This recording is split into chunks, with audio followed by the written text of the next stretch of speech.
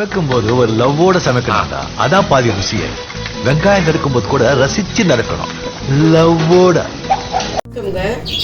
இந்த வீடியோவில் நம்ம பார்க்க போகிறது பொரிச்ச கோழி பெரட்டல். அது எப்படி செய்கிறது, அதுக்கு என்னென்ன பொருள் தேவைன்றது நான் சொல்லிடுறேன். நான் வந்து 1 கிலோ சிக்கன் வாங்கிட்டு வந்தேன். சிக்கன் வாங்கிட்டு வந்து நல்லா சுத்தமாக மஞ்சள் தூள் உப்பெல்லாம் போட்டு கழுவிட்டு அதில் வந்து இஞ்சி பூண்டு பேஸ்ட்டு, கொஞ்சம் தயிர், மிளகாத்தூள், சிக்கன் மசாலா இதெல்லாம் உப்பெல்லாம் போட்டு நல்லா பெரட்டி ஊற வச்சுருந்தேன். ஊற வச்சு இப்போது அதை பொரித்து எடுத்து வச்சுருக்கிறேன். குட்டி குட்டி பீஸாக பொரித்து எடுத்து வச்சுருக்கேன். இதில் வந்து 5 பெரிய வெங்காயம், 3 தக்காளி, மசாலாத்தூள் வந்து மிளகாத்தூள் 2 கரண்டி, மிளகுத்தூள் 1 கரண்டி, ஜீரகத்தூள் 1/2 ஸ்பூன், மல்லித்தூள் 1 கரண்டி, மஞ்சள் தூள் 1/2 ஸ்பூன், கரம் மசாலா 1/2 ஸ்பூன், 4 பச்சை மிளகா, தாளிக்கிறதுக்கு பட்டை, லவங்கம், ஏலக்காய், கல்பாசி, அன்னாசிப்பூ 1, கொஞ்சம் கருவேப்பிலை, நம்ம கடைசியாக சேர்த்துக்கிறதுக்கு மல்லித்தலை. இதை இப்போ எப்படி செய்கிறதுன்னு பார்க்கலாம் வாங்க. இப்போ ஒரு பெரிய கடாய் ஒன்று அடுப்பில் வச்சுட்டேன். எண்ணெய் வந்து நான் இந்த சிக்கன் பொரிச்ச எண்ணெய் வேஸ்ட் பண்ணக்கூடாது, அதையே சேர்த்தோம்னா நல்லாயிருக்கும். இந்த கரண்டியில் 2 கரண்டி சேர்த்துருக்கேன். இப்போ எண்ணெய் காஞ்சிட்டு நம்ம பட்டை லவங்கம் சேர்த்துக்குவோம். அதுலேயே இந்த கருவேப்பிலையும் சேர்த்துருவோம்.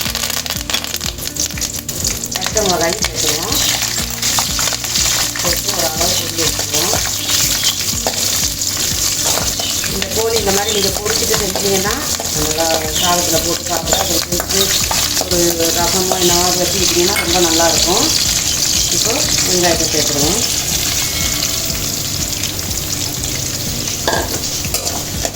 நம்ம சும்மா வைக்கிறத விட இந்த மாதிரி பொரிச்சிட்டு செஞ்சால் இன்னும் டேஸ்ட்டு நல்லாயிருக்கும். வெங்காயம் வந்து கொஞ்சம் அதிகமாக போட்டுக்கோங்க, அப்போ தான் டேஸ்ட்டாக இருக்கும். இப்போ நல்லா இந்த வெங்காயம்லாம் நல்லா வதங்க விட்டுருவோம். இப்போ நம்ம இது இன்னொரு வாட்டி நல்லா கிண்டி விட்டுருவோம். பாருங்கள், ஓரளவுக்கு நல்லா பொரிஞ்சிருச்சு. இப்போ வந்து நம்ம தக்காளி சேர்த்துக்கிடுவோம். தக்காளி சேர்த்து கொஞ்சம் உப்பு சேர்த்துக்குவோம், அப்போ தான் நல்லா வதங்க வச்சுக்கிறோம். 2 ஸ்பூனில் 1 ஸ்பூன் உப்பு சேர்த்துருக்கேன். இப்போ ரெண்டுமே நல்லா வதங்கணும்.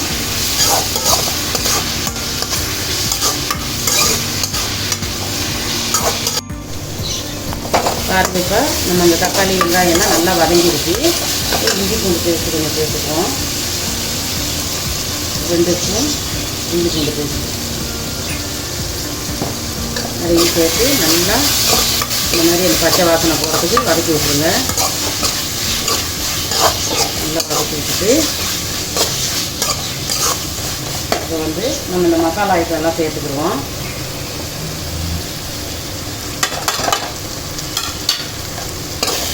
சேர்த்து எல்லாத்தையும் ஒன்றா நல்லா மிக்ஸ் பண்ணிடுங்க.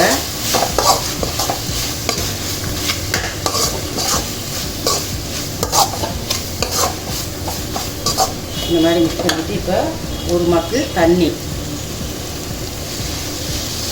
நமக்கு கொஞ்சம் கிரேவியாக வேணும், ரொம்பவும் ட்ரையாக எடுத்துடக்கூடாது, அதான் சாப்பிட்றதுக்கு நல்லாயிருக்கும்.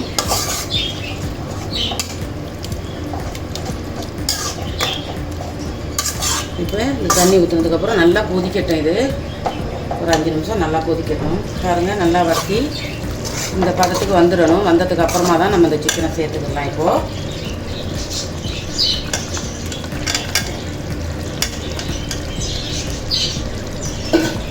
சிக்கன் சேர்த்துட்டு நல்லா பரட்டி விட்ருவோம். நம்மளுக்கு கொஞ்சம் கிரேவி, லைட்டாக கிரேவியாக வேணும்.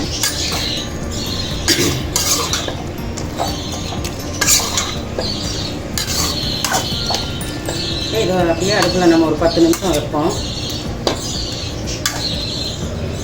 பார்த்துடலாம். பாருங்கள், எண்ணெயெல்லாம் நல்லா பிரிஞ்சு சூப்பராக கிரேவி மாதிரி வந்திருக்கு. அடுப்பு மட்டும் ஃபாஸ்ட்டாக வச்சிடாதீங்க, அடி பிடிச்சிரும். இந்த மாதிரி சிம்மிலே வச்சு இந்த மாதிரி பரட்டி எடுக்கணும். இதில் வந்து நான் லெமன் ஒரு கொத்து சேர்க்க போகிறேன்.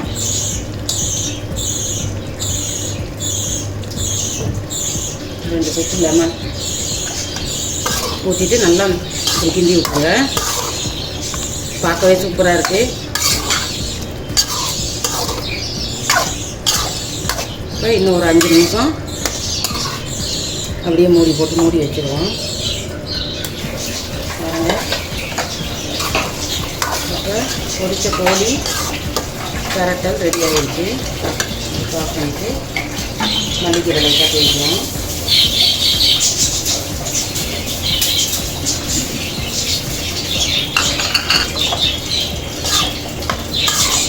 ஒரு பவுலுக்கு மாற்றிடுவோம்.